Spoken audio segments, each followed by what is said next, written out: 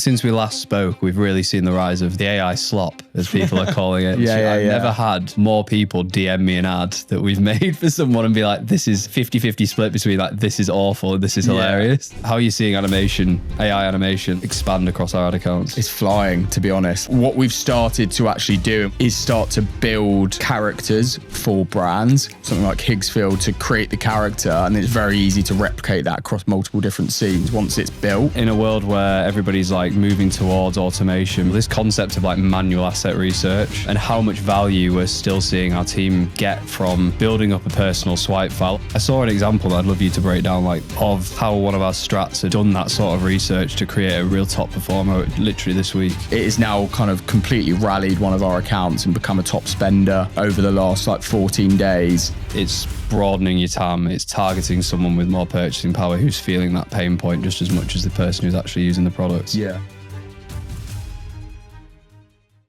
It's been a while. We're back. We've been moving offices, so it's a very time-consuming thing, so apologies. Yeah, I feel like people are going to have to bear with us because we're probably going to be a bit rusty on this. It's been like over a month since we've sat in the chairs talking all things D2C. We've done a lot since the last episode. As you say, we've moved offices. We've hosted 2 events in London. I went to New York and did a talk in front of a load of e-com acquirers. How many more ads do you reckon we're making a month? Maybe like... Yeah, I'd say since we've last been together filming, probably, in the range of 1,500 to 2,000 more ads. So yeah, hopefully got a bit to talk about this episode. So yeah, welcome back to another episode of D2C Diaries. We're back. We're going to be consistent. It's hard to move office, run a business and record a podcast. That's a big learning from last couple. We're through like the thick and move of that house. now. And move house. Yeah, exactly. We're through the thick of it now. And the incubator program. So our new incubators actually have started today. So there's been a lot going on behind the scenes that we're excited to start talking about more and more. But yeah, I think we're happy to start. We're going to start sharing a lot more content of the office space and how we integrate that into D2C Diaries. You know, we want to be doing more short form based content, actually using that space as a hub of D2C really, and how that can kind of really translate into content for the pod. So definitely stay tuned there. And if you haven't, just make sure you subscribe. We never mentioned this at the start, but a lot of you that listen to every episode, I think it's over 80% aren't actually subscribed. So please do it for us. Yeah, please do. It really helps. It's very motivating. We have a ticker in the office. And yeah, keep an eye out for those events. We're going to be, like Lucas says, trying to do more with that space. Hopefully people have seen it. If you haven't, check out our socials. We saved multiple 6 figures in Q4 by changing the way that we make ad creative. And we did it with Lens by Foreplay, a creative analytics tool that's built for speed and clarity. And you see, I've used a lot of these creative analytics tools before, but genuinely for me, Lens is the best. In seconds, you can get a bird's eye view of every creative test plotted. The UX for me is one of the best parts. Like if you've used one of these creative data tools before, you will know that loading times for reports can be incredibly slow and tedious. Whereas with Lens, it is literally instant. Just insights on demand that you can just hand directly to your creative team, to your designers, or your creators. Lens also connects to Foreplay's research tool. I'm sure you've used their inspiration function before. And for me, it's so valuable having optimization and inspiration all centralized in one place. So if you want genuinely better creative, faster decisions, and less wastage, you need to use Lens by Foreplay. Link down below. Wanted to start the episode with just a bit of it's been a while. So like, what have you been consuming? What have you been watching? What have you been listening to? Yeah, I think for me, like it's very tactical. Like I felt like there was a period of time where I'd fallen out of maybe educating myself around like AI advancements, and so much change had happened that I've then went very deep into like more AI execution based stuff. So a lot of that, which we'll get into in a moment, we're actually going to do an episode going through that in a little bit more depth. So I won't touch on too much there, but that's where largely a lot of my time has been utilized. However, there's 2 kind of books that I've been jumping between recently.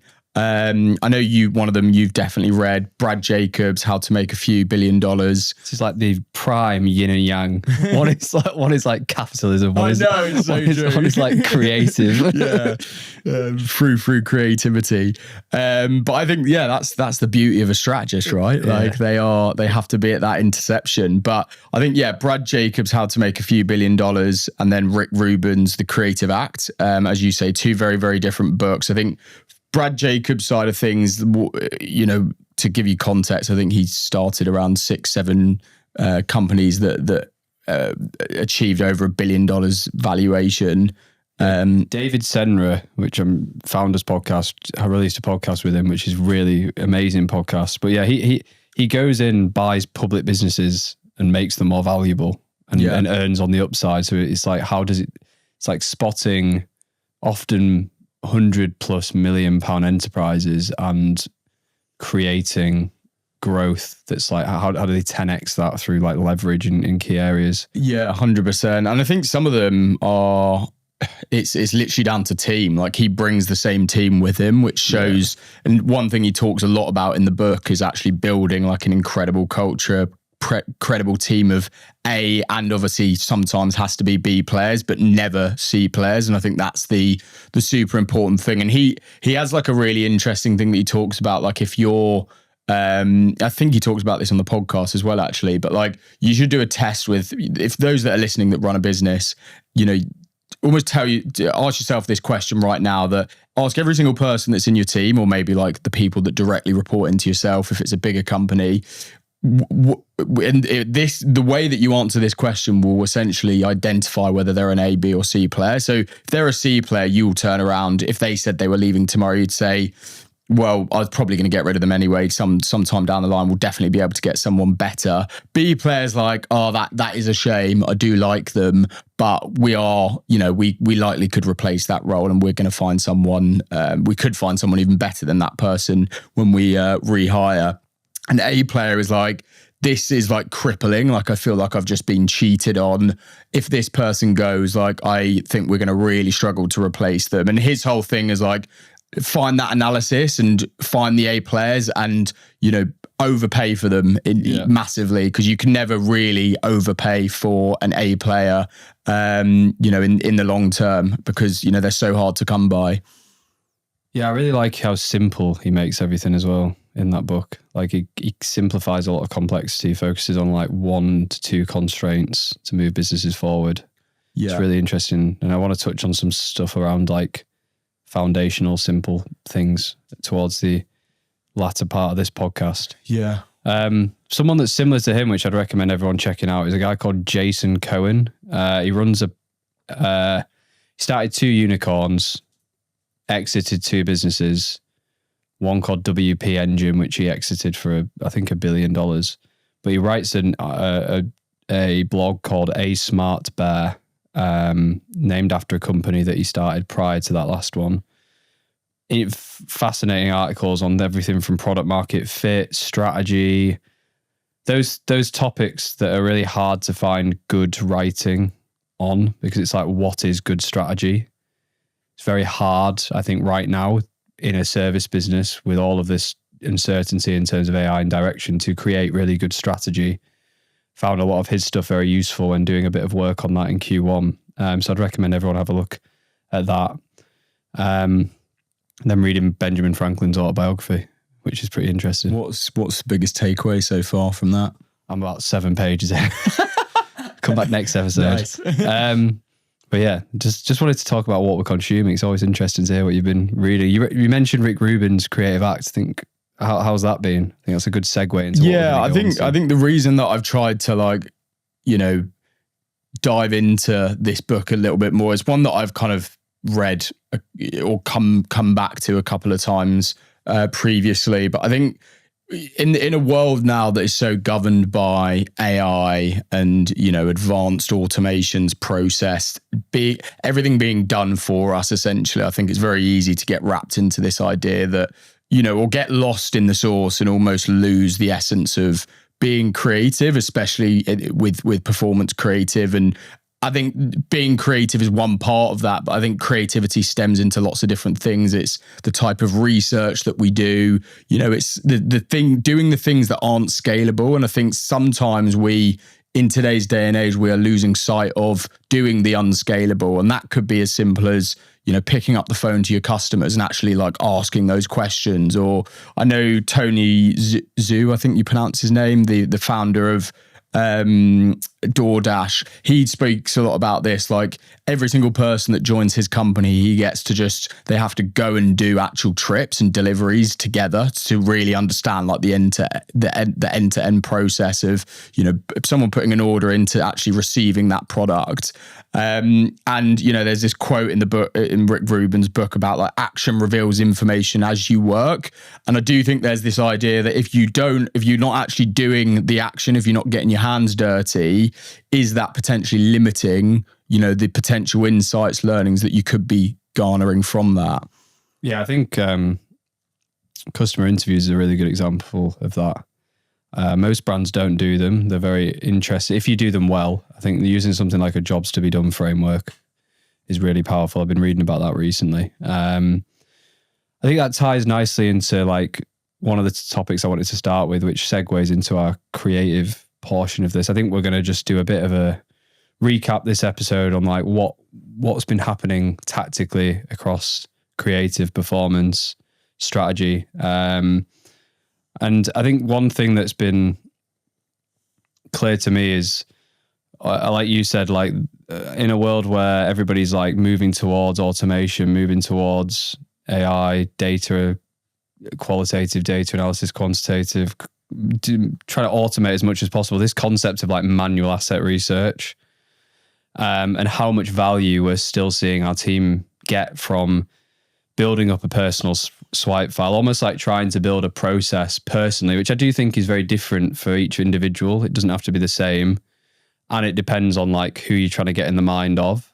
But it's all about how do you build like a swipe file or a huge bank of sources of visual inspiration that have a likelihood of resonating with an ICP. So how do you live inside your ICP's world? Like what are they consuming daily? How can I immerse yourself in this space? How can I get into a position where I can spot trends that are emerging in a subculture that you can then pull into creative? We've had this with a client who operates, that we work with, that operates like on a macro level, that operates in in the rave culture scene, where they've really been pushing and challenging us and our strats to read certain blogs, immerse ourselves in certain types of certain pages, certain types of content, and it's really helped with getting in the mind of the consumer. I just think it's a good example of like moving the opposite way and how that's still important to have a balance of the two. Yeah, 100%. I think that's what curiosity is, isn't it? Like, whether it's your brand or a brand you're working on, it's truly being curious of who that consumer is, where they are living digitally, what is their digital footprint. And I think that's where you're going to really start to extract how to best understand their problems and how to speak to those problems.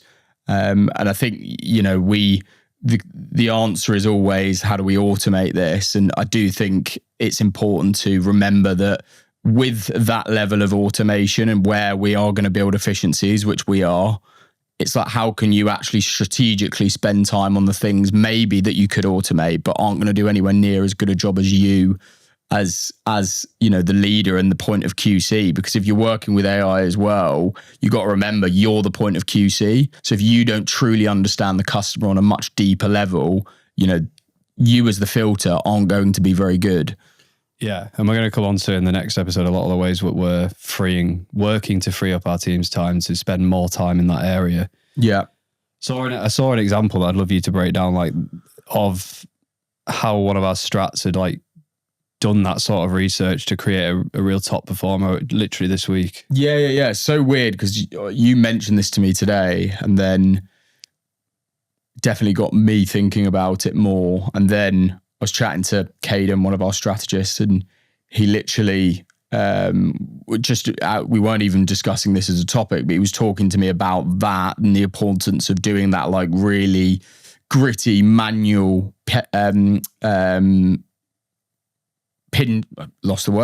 Pinterest research. And he essentially found this piece of inspiration on Pinterest, which was top-down piece of creative of someone essentially journaling, and they were just writing a journal and talking about themselves. So he found this idea, he took it, and it is now kind of completely rallied one of our accounts and become a top spender over the last like 14 days. And essentially what it does is it's someone talking in ought self. So obviously if we're thinking through self-concept anchors, you've got actual self, which is we're messaging that's talking about the problem right now. Ideal self, aspirational messaging about where we could go to or the after state. And ought self is one that we don't do enough in any of our accounts, which is an insight that I'm going to talk about in a moment, but is messaging that works through duty or responsibility. So talking about someone else, could be a family member, your partner. Usually you see it being, the actual person you're in a relationship with. But it's a great piece of creative where it's someone, top down, very, very simple, one single shot. And it looks like a bird's eye view above someone just writing on a notes page. We'll put a screenshot up above here. And they're just talking specifically about the problem that their partner has, almost like they're writing a letter to their partner, saying like, it's been so hard seeing you struggle with problem. And then they, eventually after agitating the pain point, they introduce the solution. And it is only a piece of paper and a notepad, the one single shot, although looks very creative in its own right. But I think it's a great example of like doing that very manual, scrappy research from like a creative ideation point of view and translating that into something through paid. Yeah, super, super interesting. I think it's a good example of still doing those fundamentals right as well. You're going to come on to the ought self, and I still haven't got my head quite around these. That's me not being quite into the weeds of creative to the level that you are. Yeah, so I think just kind of following on from what I was just saying about ought self positioning. So just a reminder, that's messaging that is making the customer switch from feeling guilty to determined to solve their problem for those they love instead of themselves. So, you see this a lot with, if it's, let's say, a period pain device, we would see top performers all the time that would actually be from the perspective of the boyfriend, seeing the pain through the girlfriend's eyes and feeling hopeless. And I think I've done a few ad account and audits recently, and actually we'll talk about this in the AI episode, but we've got a great gap analysis report that we can now use through as a skill on Claude that's connected with Meta's API, where essentially like go into an ad account, it will scrape top 30 video ads from the last period you say, download them, upload them to Gemini, transcribe them. It can identify essentially what emotional states we're targeting, what personas, as well as the self-concept anchors as well. So it's a great opportunity from a gap analysis point of view to see like what we're missing at scale. And like almost every time I've run one of these reports, one of the biggest strategic opportunities or levers that we could be pulling that we're not is ought self messaging within our creative. And it sounds like something that's quite subtle, but actually it's not. It's like a completely different type of concept in a sense persona, because you're talking to the other half versus to the actual person that maybe is suffering from the problem.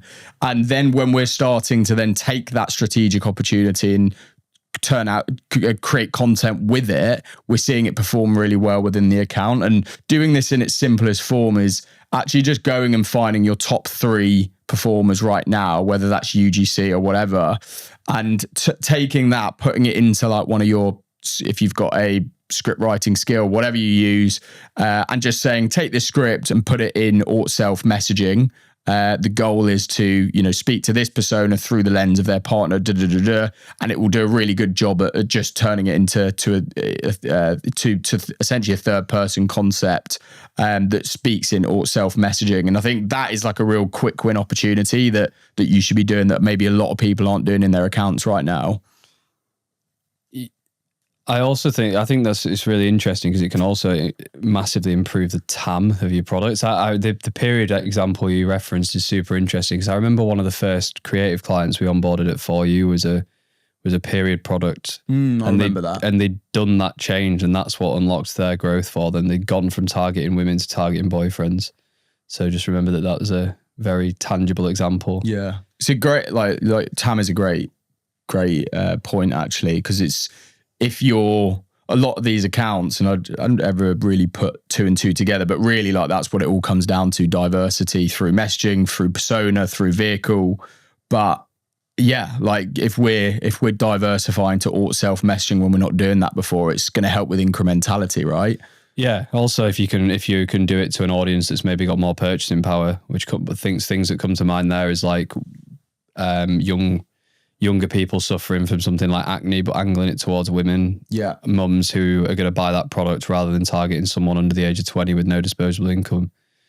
It's broadening your TAM. It's targeting someone with more purchasing power who's feeling that pain point just as much as the person who's actually using the products. Yeah. And that the brand that you're thinking of right there, that's a great example of one that is doing it right. And that actually is like their biggest cohort, isn't it? It's like parents talking about their kids. And you can think of it even the other way as like male versus female spending power in a household. Women control more of the income. If you can find a way to angle towards females to buy on behalf of their partner, like a lot of them, like I say, would just spend more money, have purchased more frequently.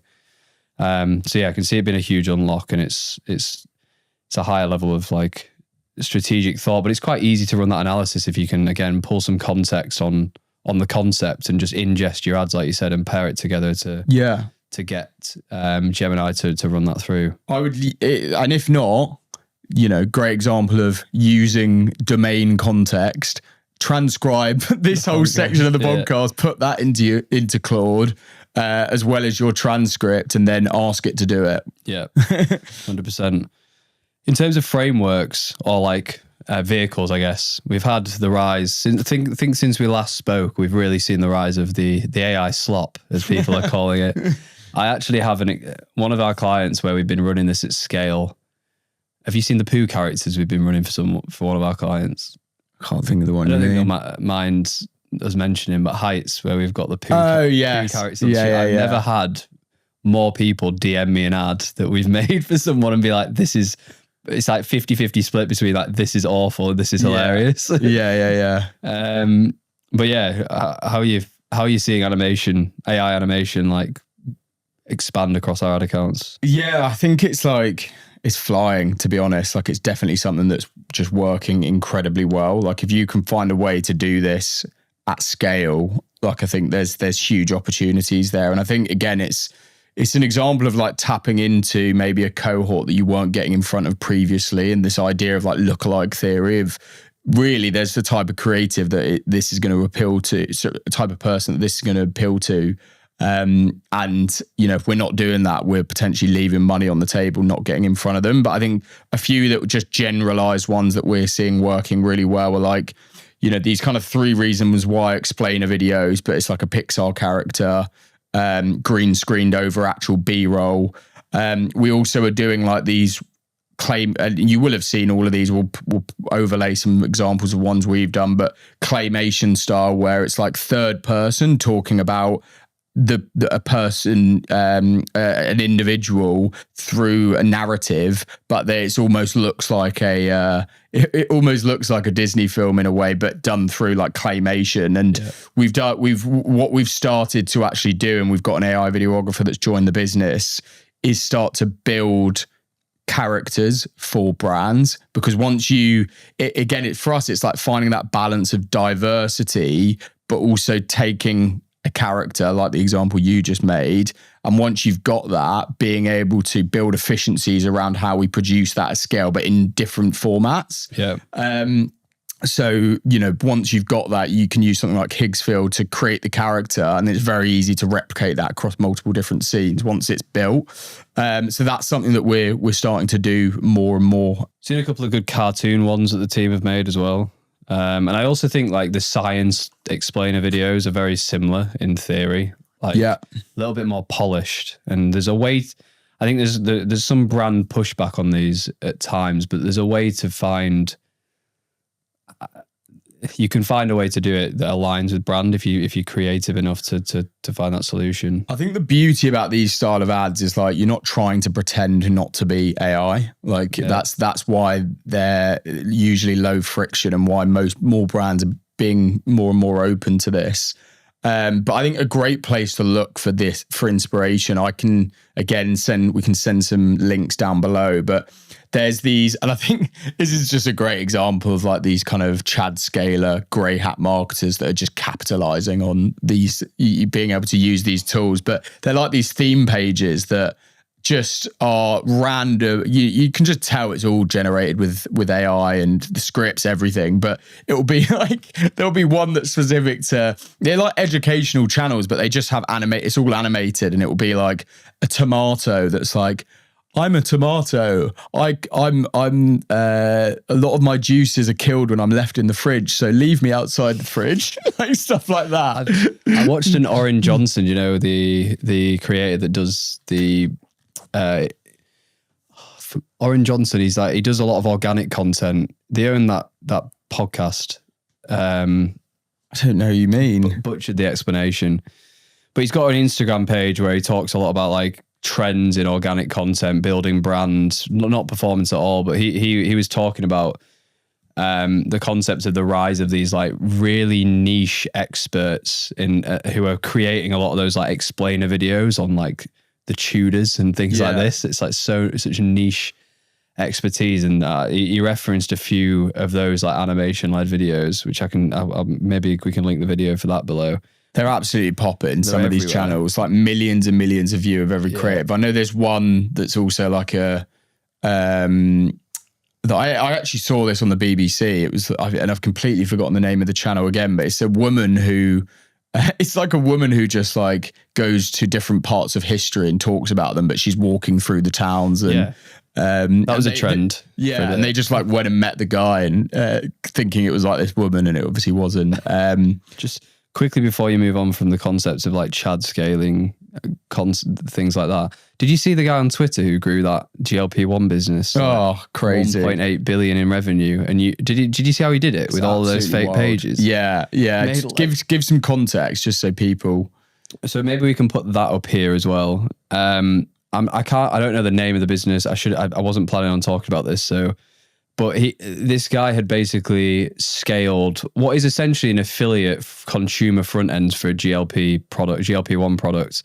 And I think he'd done like 1.2 to 1.8 billion, somewhere in that range, in revenue with 4 people.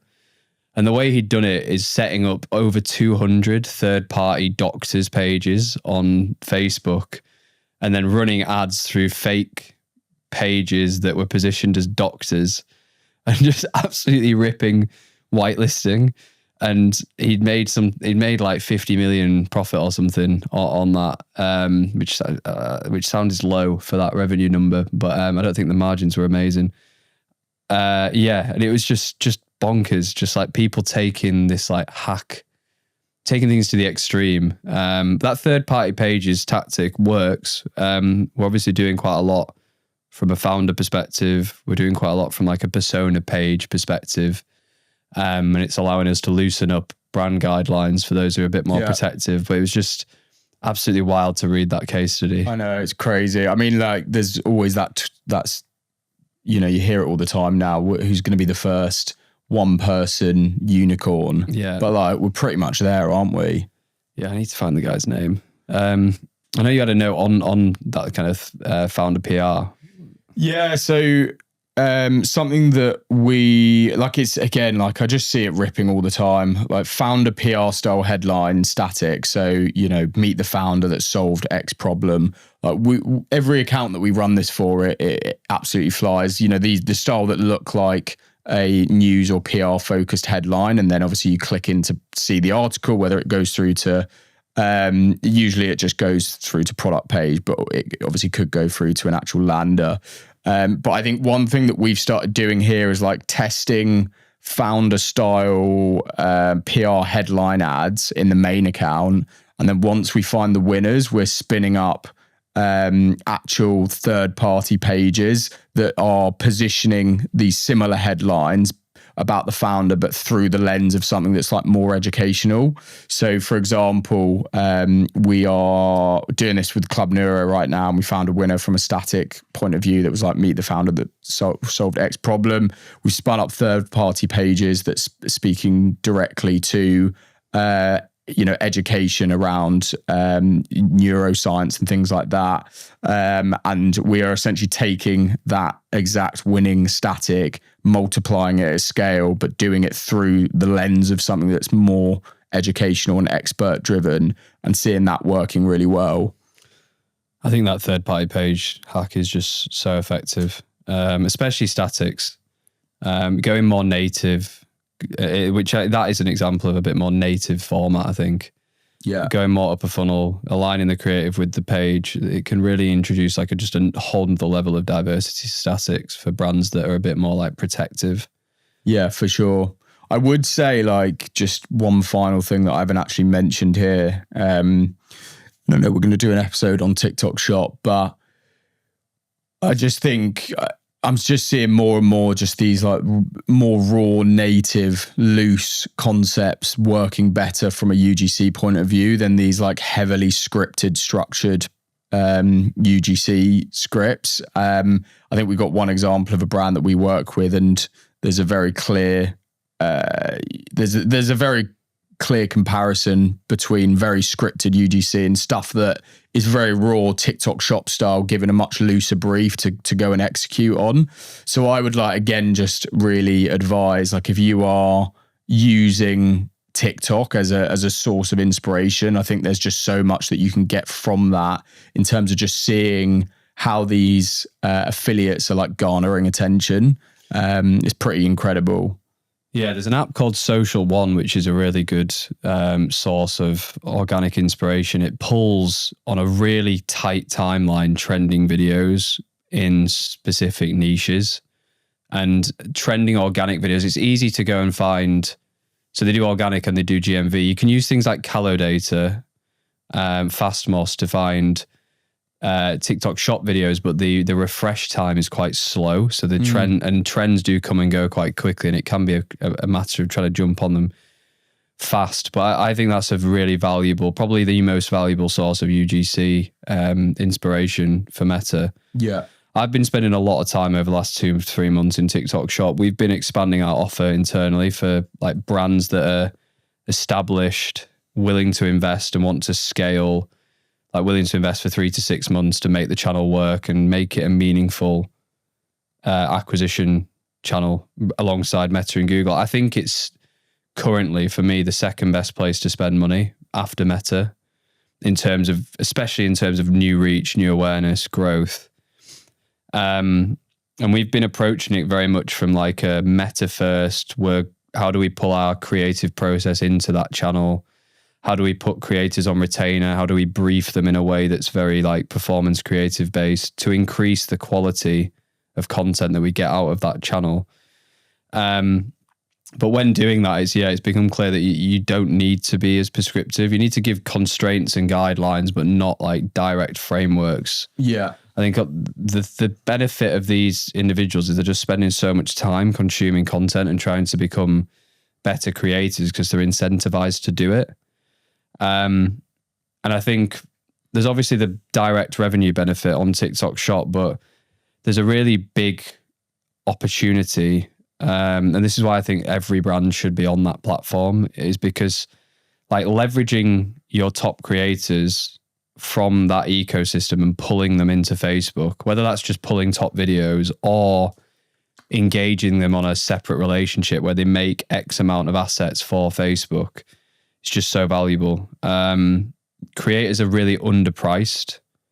A lot of them are doing it as like a side hustle. So the volume of assets you can get for the cost that you pay, even though the quality is going to be probably lower, is so beneficial.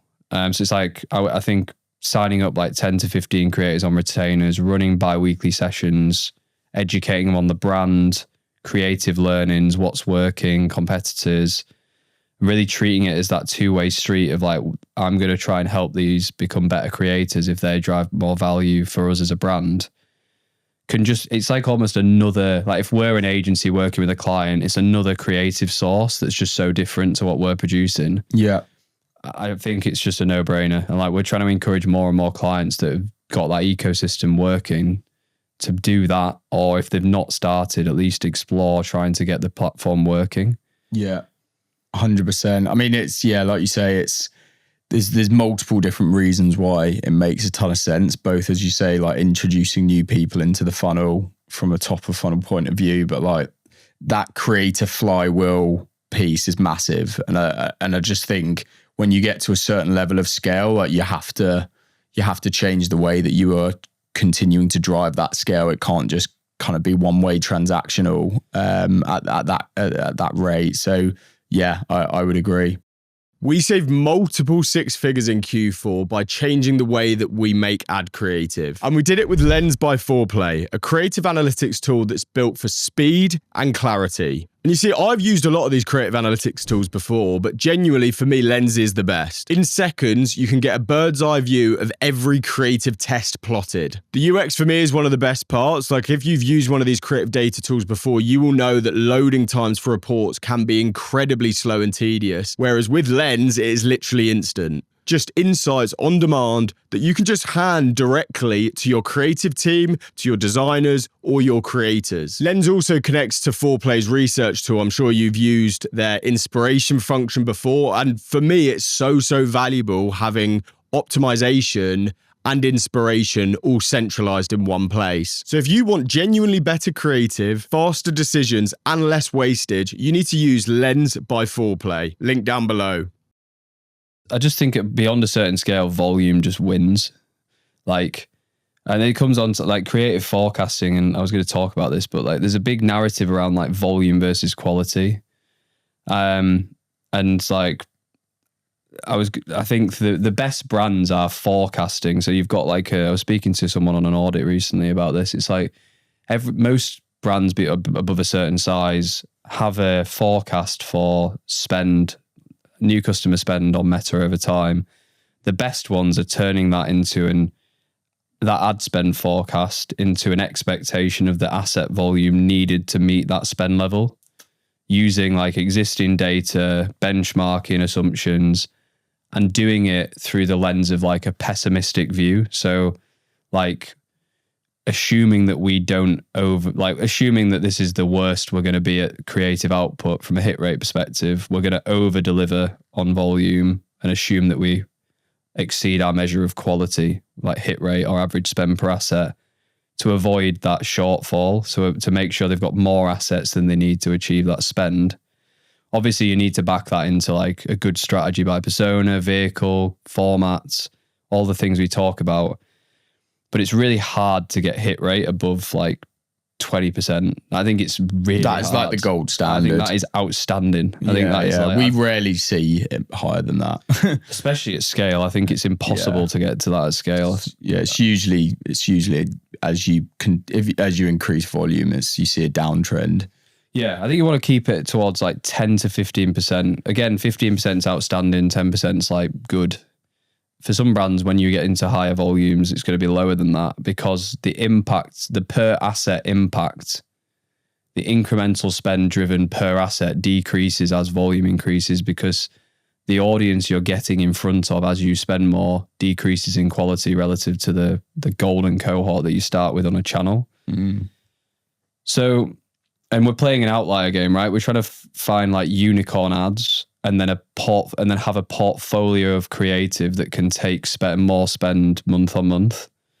And because of that like view of hit rate, and that like, is it worth retaining volume and trying to go from 10% to 20% hit rate? What's harder? Is that harder, or is it harder just to scale the amount of ads to get to your target? And I just massively have conviction on volume being the answer. Obviously, we're somewhat incentivized to say that, but we've got so many examples of where that has been the solution, providing that you keep that that quality measure at least is stable. So you want to keep hit rate flat whilst you grow volume of assets. I think, the caveat to that, because I completely agree, is like ensuring you have the basics nailed as well from the, because like if a brand's listening to this and they're just doing UGC and they're just targeting one persona and they're just speaking to one emotional state, just adding more fuel to the fire isn't going to fix the problem. So it's like ensuring that, yes, we are driving more volume, but we are also, ensuring diversity of personas and how we're speaking to those personas, as well as actual vehicle diversity, like the basics of what we talk about in terms of like incremental reach. Yeah, that's what we're trying to, that's the next piece of work we're doing, is like, we've got this volume expectation. At the moment, it's then on our strategists to turn that into a plan, which it's like, how do we take that volume target and layer it by product, by format, by persona, by vehicle. And vehicle's quite flexible, to be honest, because I think vehicle can change month on month depending on like what's trending. So, and you don't want to be too rigid saying like, I'm going to make 50 podcast ads every month if it's not working. But I think persona, product, and then format split, high prod, static, UGC, that rigor is worth doing, and it brings a level of like predictability to your resourcing. But I think brands need to be doing this. The reason I think it's so important is because any decision on resourcing, even if brand comes to us and is like, I need more creative, and I think you'll find this for most creative agencies, is like, we aren't able to deliver more assets for 6 weeks from that point of decision. So if like you're not hitting a target because you've not got enough ads, it's usually going to take you 3 months to fix that problem. And I think we're finding quite a lot of brands coming to us where they're like, they are hitting a ceiling in spend right now, but they've got this forecasted spend that they're going to try. They've got another 50% increase in spend into Q4. And yeah, some of that's going to come with like general consumer trends, but there's a massive creative gap that they're going to fill. And then they're sort of scrambling around how to fill it. And it usually takes them multiple people, multiple sources of creative. So yeah, I think TikTok Shop is a really simple fix to that problem. I'm going to do a separate masterclass. If people are interested, comment like below to let me know, but going to walk through how we create that forecast, the benchmarks we use, because we use quite a few different metrics: win rate, half-life, churn rates, and then scenario planning for like new products, testing tax, like how many assets aren't going to make it out of testing, and ladder those together into that model to create a bit of predictability. But I'm really bullish on that being like a missing piece on a lot of brands' plans, and something that people should be building as we go into into Q2 and into the latter half of this year. Very conscious of time. We wanted to get another episode in after. We needed to get another episode in, but maybe we just keep going. I think we just keep going, to be honest. Keep going. Okay. I wanted to touch also on, like, you mentioned basics. And I think, again, looking at like ad account audits, it still surprises me how many brands aren't doing like periodic checks on structural basics in the ad account. So when I say structural basics, I mean, are we checking exclusions? Have we got customer lists synced? Are we maxing out our existing customer audience so it contains like both pixel and email list? Is that refreshing consistently? Is our engaged audience covering newsletter, website, and socials to make sure we're really maximizing the exclusions, ads, and signals into the algorithm to find new customers? Are we still deploying like consolidation, like, or has the account somehow ended up with like 7 top of funnel campaigns despite starting with like 2 previously? I think every top of funnel scaling campaign must be backed by like a really strategic justification. So, and that can change at different scales, but that might be like product, collection, offer, sale period, At higher spends, it may be like we're hitting a constraint of reach. There's 2 different personas in this products campaign. Let's break them out and see if that helps us spend more. That's like a strategic justification for diversifying spend. Obviously, then you've got testing below that. But it's just like, I find that because my hypothesis is like, because it feels like doing something to try and create an outcome, it's easy to start just messing about in ad accounts and think that's going to fix the problem, rather than doing like the root cause analysis to like really look at, right, what is actually changing, what metric is dropping off, what constraint are we actually hitting, and diagnosing the problem properly and then working on the solution. Just seeing a lot of accounts move through seeing that problem a lot in accounts. The exclusions thing is really interesting. I've done 2 audits over the weekend where we looked at, there were 2 accounts where they hadn't set up exclusions correctly, and then they were also using 7-day click, 1-day view attribution. And then when you broke out in audience breakdowns, a significant portion of spend was going through engaging existing customers. Obviously, Meta's just changed its attribution model, which I'll come on to in a minute. But yeah, when we're going into the breakdown, more than 25% of spend was going through existing and engaged customers. And then when you broke out the attribution windows, over 30% of purchases were going through 1-day view. So, and I don't think many brands are like reviewing their campaigns on those different attribution windows. What 1-day view is basically signaling to Meta is it's firstly, it's capturing a lot of customers who have viewed an ad within 1 day of buying. If you pair that with the fact that you're not excluding customers correctly, you've got a pool of audience that probably would have converted anyway. So maybe they've got on, maybe they're a newsletter subscriber, they're a past customer if you're a subscription brand. If you've got 50% repeat customer rate, you're going to get a lot of that anyway, that just see an ad, convert. When you've got that included, you're telling Meta to go and find more customers like those people who converted through that 1-day view window. And when you strip that out, it can like double CPA in some accounts. It's not always negative, but so it's like, as a result, it's training Meta to just go after the same people, just go lower funnel, and you see frequency much higher within those campaigns. And you can see it, getting into this spiral of higher CPM, higher frequency, higher cost CPMR, so cost per like 1,000 new reach.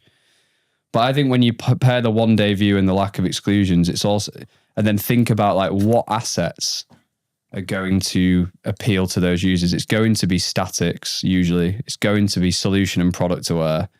It's going to be assets that are further down the funnel, because those are the things that are showed to people on like the 3rd and 5th touch point. Yeah. So, and I've validated this with these 2 accounts. I'm going to look into it further, and I'd encourage people to do this analysis and look at that attribution window breakdown.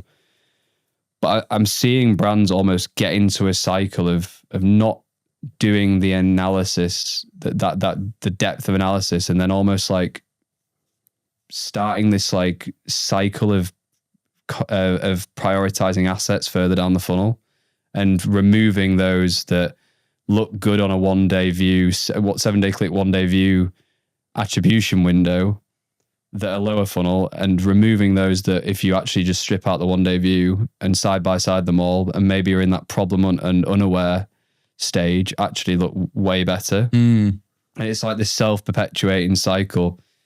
So I think it's really important to do that level of analysis, and firstly ensuring that your exclusions are set up, but also just be careful with what I'm calling the 1-day view trap for brands that have like significant repeat purchase volume or are at scale. How are you changing that attribution window then? So Meta recently changed their attribution definitions. They did it in mid-March, and it actually caused havoc to results for a few days, which was great fun. But they changed the definition of click attribution to narrow it to just link click. So it used to be any click on an ad. So like, share, if you click through to the profile and went to buy within 7 days, that'd get attributed.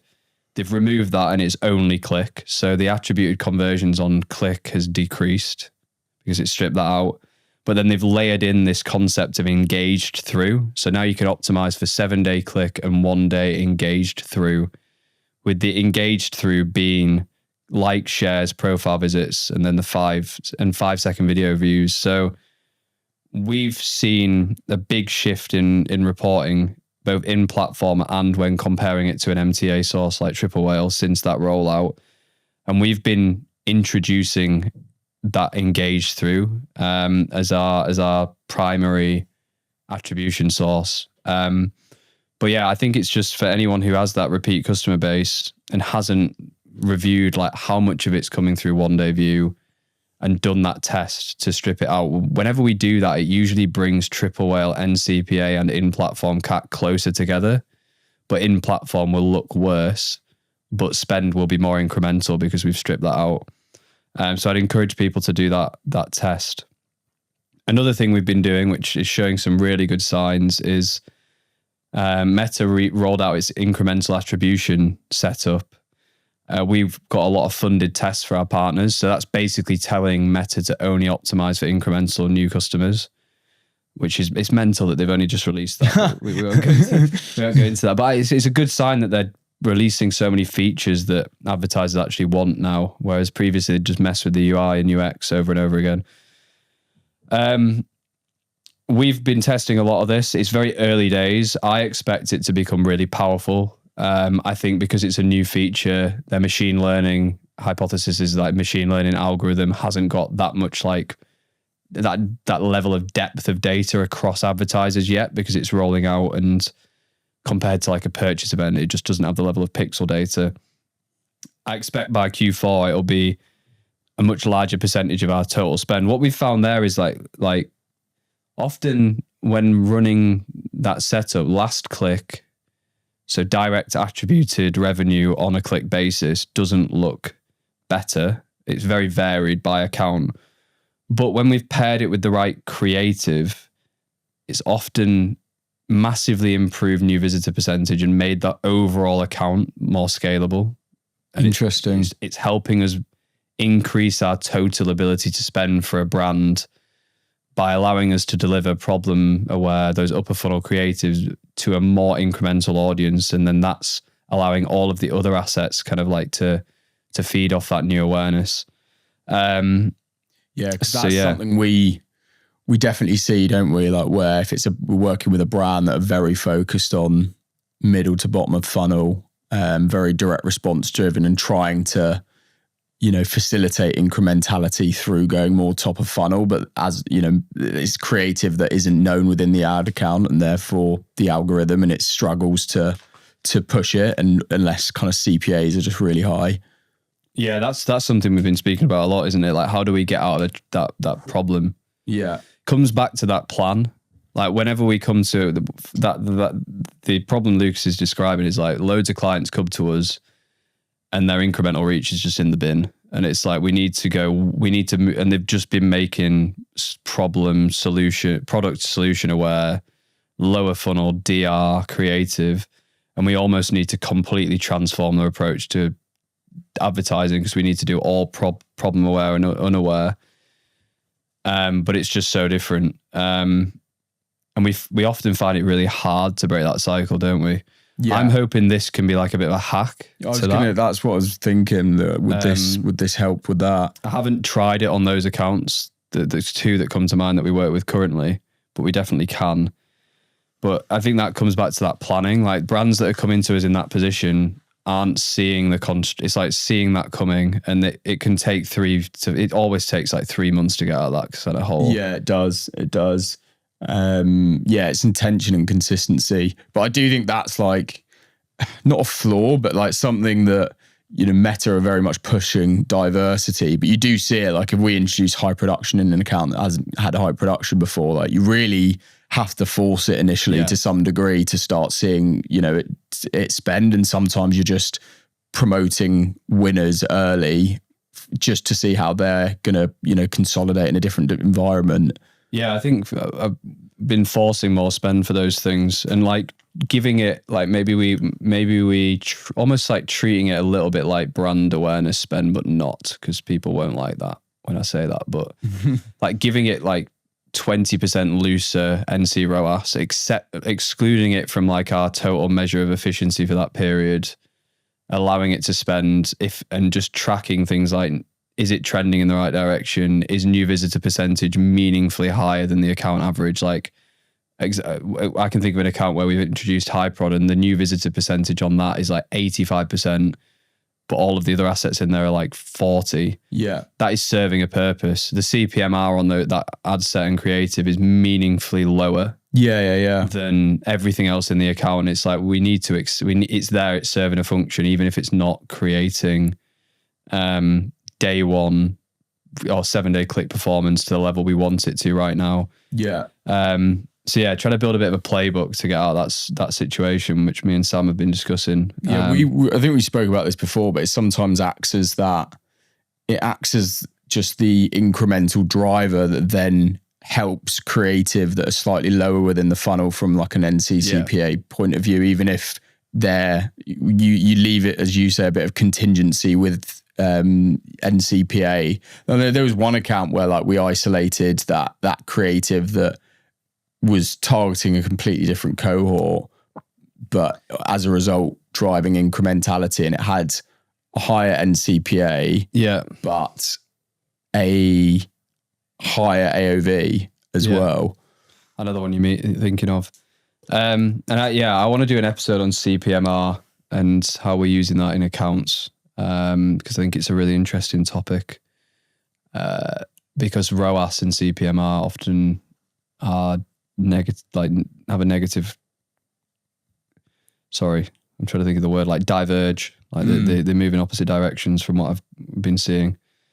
So yeah, it was a bit of like tactical media, but we don't do that very often. Everyone always asks me to I was in awe, just like watching and listening. Everyone always asks me to talk about testing, but I won't be drawn into the how to test creative debate because there is no right answer. There's no right answer. Yeah, we will drop the comment down below. We had to get one of these in creative testing. We'll give give that away, our creative testing playbook. Yeah, because it explains when to use different types of creative testing based on our experience, and I think that's the key. That's the nuance. Is it's different for different brands.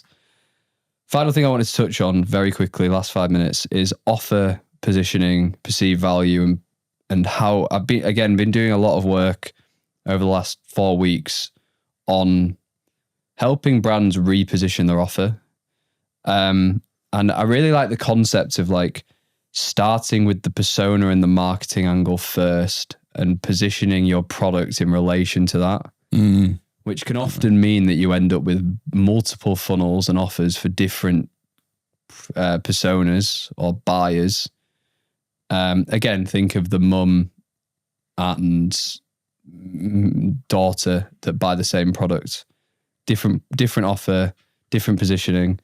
And just this concept of like perceived value, it's like very foundational. It's like, how do we increase the perceived value of a product beyond the fair cost, or like beyond a point where it like outstrips the negative impact that someone's feeling from not having that product. And I've really articulated that terribly, but I like the idea of like, how do we increase the perceived value of the product so it's greater than the pain the customer is feeling? That's what I meant to say. So it's like starting with like, who are we talking to? What do they believe? And how do we position the offer so the perceived value exceeds the price? So I was speaking to one of our growth strats about this, and for the concept of like bedding, working with a brand that sells bedding, you go through all of the reviews and they're just selling this bedding set. And then you go through all of the reviews and it's like, they're all mentioning that it's like solved night sweats in summer, that it's solved, helped them control heat, helped them have like rest, like fully rested sleeps through June to August in the UK. Selling bedding and selling a solution to get 9 hours sleep in summer is just a completely different frame for the same product. And the latter allows you to charge 3 times more for the same thing, just by like anchoring it to an outcome or a problem or a solution that you're solving. And I think, again, there'll be a lot that you can do for the product that comes from creative research. And it's, again, pulling from the persona all the way through and doubling down on what you're finding in ads and doing that from a product positioning perspective. So that was just one that I wanted to use an example, because we always talk about supplements. So I thought it would be a bit different. Nice. So I think, brands should take the like top performing ads, ingest them into AI, 15 ads, ask it to break out the personas, break out the pain points that you're solving, and look to see if there's a way to change the frame of the product. And you can do that also through, maybe you're selling one SKU and you turn it into a bundle. So for that, it was mainly we're selling duvets, adding the pillowcase, creating a set, and then angling it towards that problem allows you to meaningfully increase the price, the AOV, and then you can pay more on average to acquire a customer. Yeah. Which allows you to win more auctions and allows you to spend more money.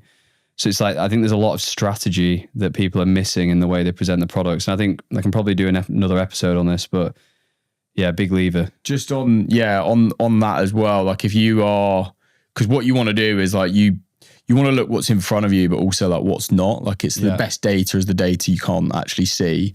I forgot who said that, but it's a good quote. It's a good quote. I heard that one. But like it's like pulling those transcripts, but also using, like, for example, now can take you 5 seconds to set up. There's a YouTube video on it. We're not doing a walkthrough, but is like Reddit MCP on Claude. Yeah. Like you could literally load in your all of your top 30 spending scripts from the last 90 days as an example.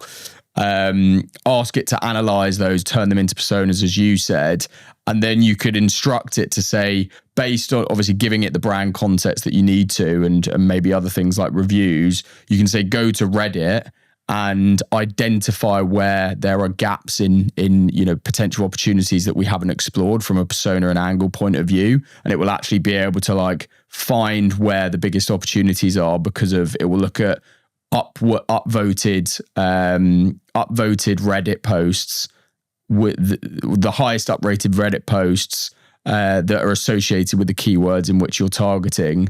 And again, a great example of how you can extract that and then do exactly what Ollie said.